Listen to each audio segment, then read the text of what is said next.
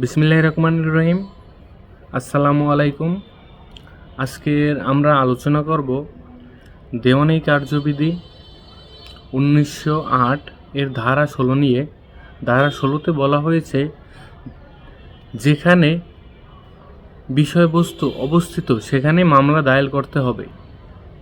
অর্থাৎ যেসব মামলা স্থাবর সম্পত্তি ইমপ্রাবল প্রপার্টি সম্পর্কিত, সেই মামলা অবশ্যই সেই আদালতে দায়ের করতে হবে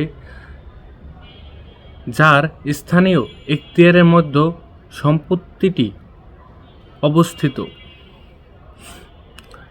ধারা 16 যেসব মামলার প্রযোজ্য: স্থাবর সম্পত্তি সম্পর্কিত মামলা, যেমন সম্পত্তি দখল, বন্ধক, ভাড়া, ইজারা সংক্রান্ত বিষয়ে, সম্পত্তিতে অধিকার বা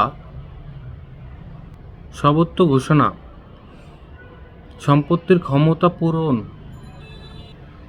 সম্পত্তি বিক্রয় বা ক্রয়। যদি আমরা একটি উদাহরণ দেখি,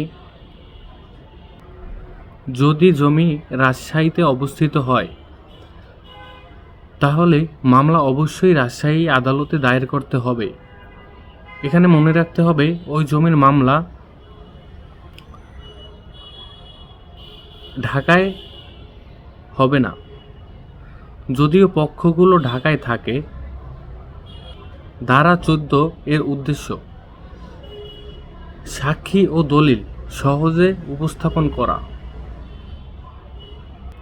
স্থানীয় আদালতে কার্যকর বিচার, সম্পত্তি সংক্রান্ত বিরোধ দ্রুত নিষ্পত্তি।